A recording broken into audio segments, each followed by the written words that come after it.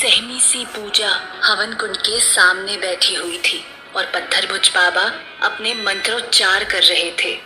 चूंकि पूजा हवन कुंड के बिल्कुल नजदीक बैठी हुई थी, जिसकी वजह से वो उस हवन कुंड में जलने वाली अग्नि की तपन को सहन नहीं कर पा रही थी, इसीलिए पूजा खुद को घसीटते घसीटते पीछे की तरफ खिसका रही थी और हवन कुंड की अग्नि से खुद को दूर कर रही थी।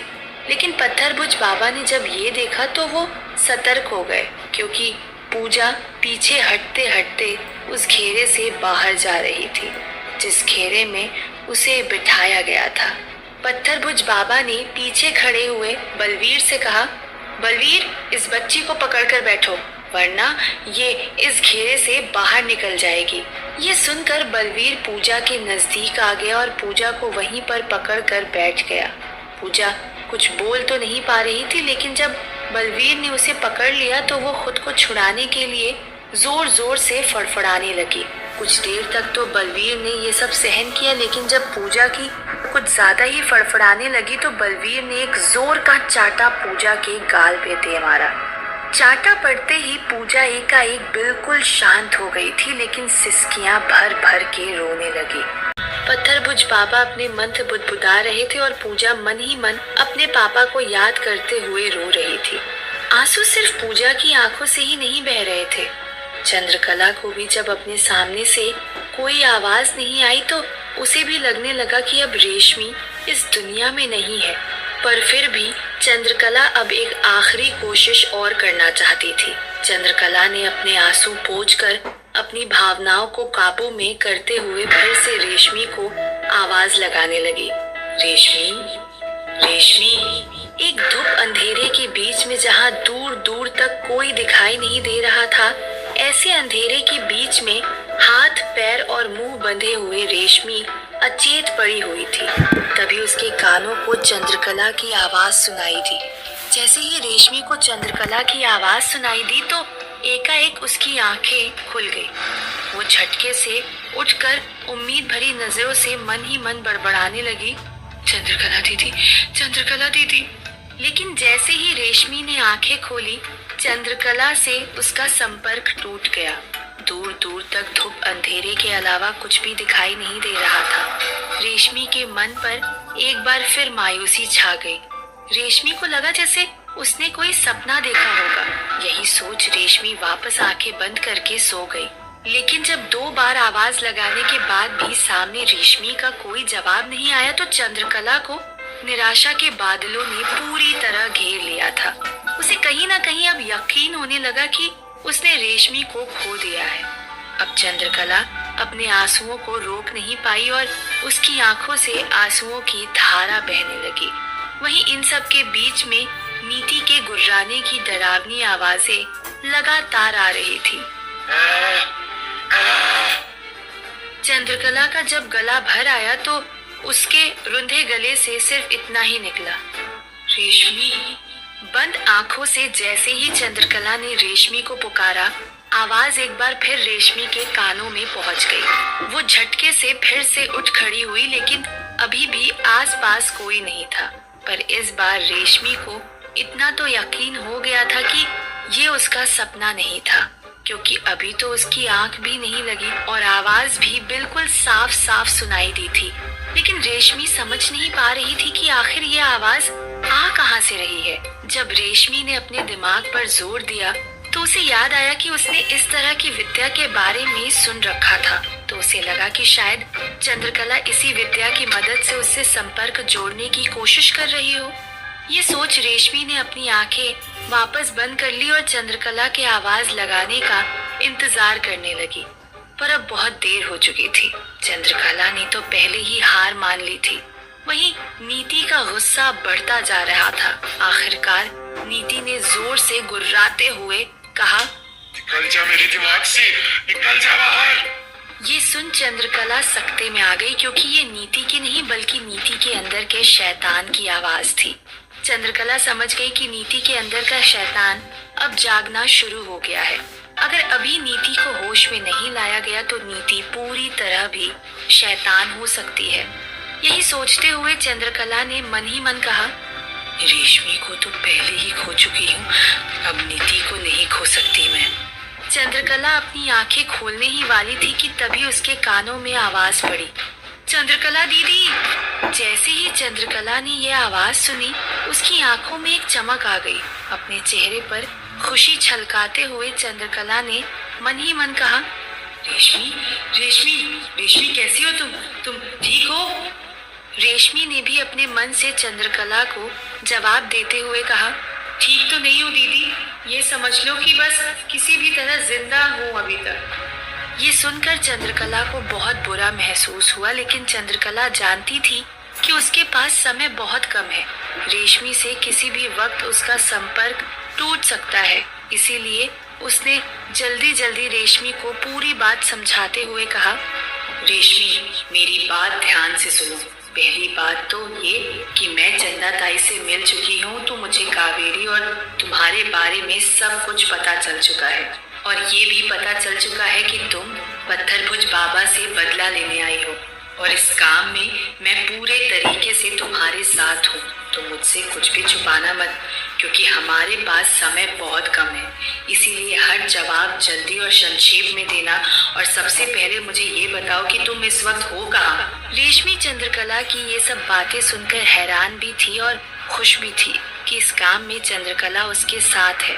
तो रेशमी ने चंद्रकला के सवालों का जवाब संक्षेप में देते हुए कहा, दीदी यहाँ पर मेरे हाथ पैर मुंह सब कुछ बांधा हुआ है। धूप अंधेरे के बीच कुछ नहीं दिखाई देता। आज दिन में जब कोई खाना लेकर आया तो दरवाजे की रोशनी से मैंने देखा कि चारों तरफ बड़ी बड़ी कारखाने की मशीन रखी हुई थी। इसके अलावा मुझे कुछ नहीं पता कि मैं कहाँ हूँ। ये सुन चंद्रकला कुछ सोच में पड़ गई कि मायापुर में तो कहीं पर कोई कारखाना नहीं है। इसका मतलब कि रेशमी मायापुर से बाहर कहीं पर है। चंद्रकला ये सब सोच रही थी और नीति की हालत अब बहुत ज्यादा बुरी हो चुकी थी। ये सब पीड़ा और तकलीफ उसके लिए असहनीय हो चुकी थी। उसका पूरा शरीर तप रहा था। उसके घावों से खून लगातार बह रहा था, जिसकी वजह से उसके शरीर में कमजोरी आ चुकी थी और गुर्रा गुर्रा कर उसका गला अब दर्द करने लगा था। नीति ने अब तक तो अपनी आंखें बंद रखी हुई थी, लेकिन अब उसे खुद पर विश्वास नहीं रहा था कि वो कितनी देर और आंखें बंद रख पाएगी।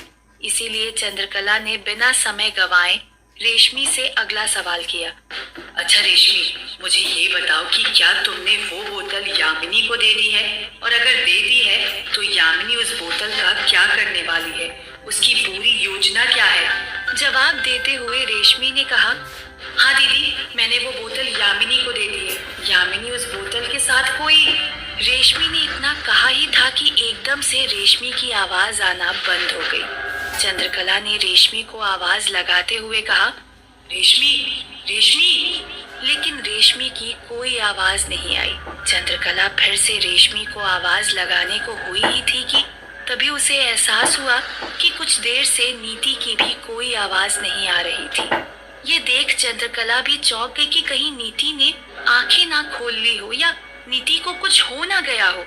चंद्रकला ने इस बात की पुष्टि करने के लिए आंखें बंद किए हुए नीति को आवाज लगाई, नीति, पर सामने से कोई आवाज नहीं आई। चंद्रकला को समझ नहीं आ रहा था कि वो क्या करे, क्योंकि जब तक उसे यकीन नहीं हो जाता कि रेशमी से उसका संपर्क पूरी तरह टूट गया है, तब तक वो अपनी आंखें नहीं खोल सकती थी। क्योंकि अगर एक बार चंद्रकला ने आंखें खोल ली तो वापस संपर्क नहीं बन पाएगा।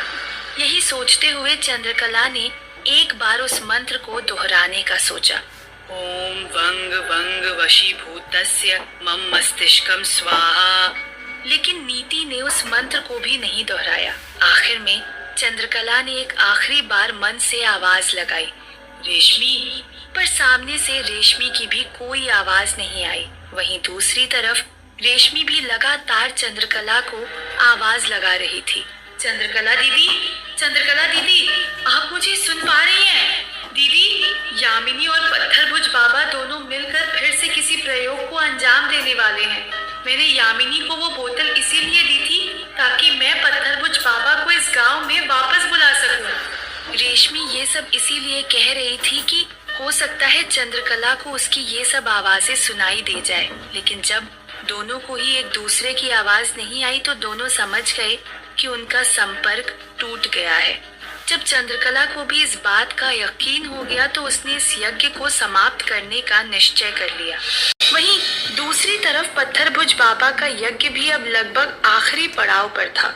इतने सारे मंत्रोच्चार के बाद पूजा बिल्कुल शांत चित्त होकर हवन कुंड के सामने बैठी हुई थी। तभी पत्थरभुज बाबा ने अपने झोले में से एक पतला सा लकड़ी नुमा पत्थर निकाला जिसकी लंबाई 1 उंगली के जितनी ही थी। पत्थरभुज बाबा ने उस पतले से मायावी पत्थर को हवन कुंड की अग्नि में कुछ देर के लिए रख दिया। जब वो पत्थर पूरी तरह से लाल हो गया तो पत्थरभुज बाबा ने अपने हाथ से ही उस पत्थर को बाहर निकाल लिया। उस पत्थर को अपने हाथ में लेते हुए जब बाबा ने यामिनी की तरफ इशारा किया तो यामिनी उठकर पूजा के पास गई और उसके सिर पर जो नकाब ओढ़ा हुआ था उसे हटा दिया।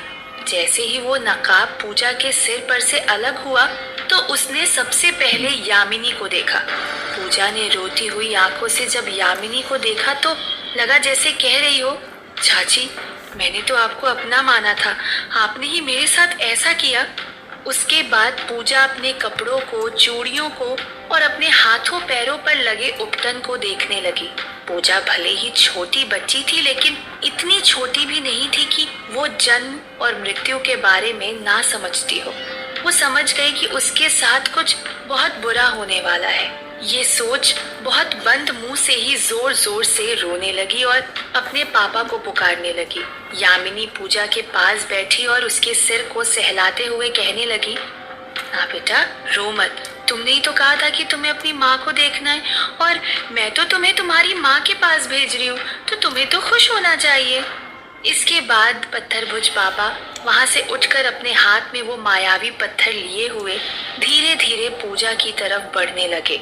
तब तक यामिनी ने और बलवीर ने मिलकर पूजा की गर्दन को बहुत मजबूती से पकड़ लिया था ताकि पूजा अपनी गर्दन को हिला ना सके।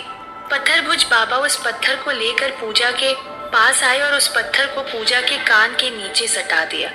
उस पत्थर को वहां पर सटाकर बाबा फिर से कुछ मंत्र बुदबुदाने लगे। पूजा लगातार इसका विरोध कर रही थी लेकिन उन दोनों ने पूजा को इतनी मजबूती से पकड़े हुए था कि वो हिल भी नहीं पा रही थी।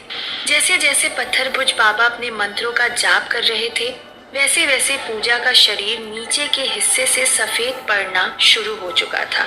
सबसे पहले दोनों पैर सफेद होने शुरू हुए। धीरे धीरे ये सफेद रंग घुटनों तक चढ़ चुका था। जैसे ही ये सफेद रंग कमर के ऊपर के हिस्से तक पहुंचा वैसे ही पूजा अब अपनी चेतना भी खोने लगी थी। देखते ही देखते पूजा का पूरा शरीर सफेद पड़ चुका था और पूजा के प्राण अब उस पत्थर में आ चुके थे और उस नन्ही सी पूजा की जान जा चुकी थी। जैसे ही ये हुआ पत्थरभुज बाबा उस पत्थर को पूजा के कान से हटाकर अपने चेहरे के सामने ले आए और उसे देखते ही मुस्कुराने लगे। ये देख यामिनी और बलवीर ने भी पूजा के शरीर को छोड़ दिया। पूजा का पार्थिव शरीर धड़ाम से नीचे जमीन पर गिर पड़ा। वहीं पत्थरभुज बाबा उस पत्थर को बड़े ही ध्यान से देख रहे थे। उन्होंने अपनी आंखें बंद की और मन ही मन एक मंत्र बुदबुदाया। जैसे ही पत्थरभुज बाबा ने वो मंत्र बुदबुदाया उस पत्थर के ऊपर के कोने से एक सफेद रंग का धुआं ऊपर आसमान की तरफ उठने लगा। धीरे धीरे उस आसमान में उठ रहे धुएं ने एक आकृति बनाना शुरू कर दी।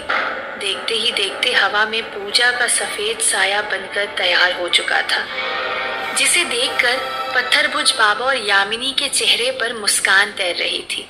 वहीं दूसरी तरफ चंद्रकला जो यज्ञ कर रही थी, उस यज्ञ को समाप्त करने के लिए उसी किताब में एक दूसरा मंत्र लिखा हुआ था। चंद्रकला ने उस मंत्र को उच्चारित करते हुए अपने हाथों से अपनी आंखों को मलकर धीरे धीरे अपनी आंखें खोल दी। जैसे ही चंद्रकला ने आंखें खोलकर सामने की तरफ देखा वैसे ही वो भयावह दृश्य देखकर चंद्रकला की आंखें खुली की खुली रह गई। चंद्रकला ने देखा कि सामने उसकी छोटी सी बच्ची ने एक बड़े से दैत्य का रूप धारण कर लिया था। नीति की ऊंचाई इतनी बढ़ गई थी कि उसका सिर ऊपर छत को छू रहा था। उसके पूरे शरीर पर बाल ही बाल उगाए थे। उसके दांत और नाखून धीरे धीरे किसी जंगली जानवर की तरह बढ़ रहे थे। ये सब देखकर चंद्रकला को अपनी आंखों पर विश्वास नहीं हो रहा था और वहीं नीति चंद्रकला की तरफ देखते हुए जोर जोर से गुर्रा रही थी। ऐसे लग रहा था जैसे नीति चंद्रकला का ही खून पीना चाह रही है। आखिर क्या हुआ है नीति को ऐसा कि उसने इस तरह दैत्य का रूप धारण कर लिया है? और क्या चंद्रकला अब नीति को काबू में करने में कामयाब हो पाएगी? और पत्थरभुज बाबा आखिर क्या करेंगे पूजा के इस साए का? और आखिर कहाँ बंद किया हुआ है यामिनी ने रेशमी को?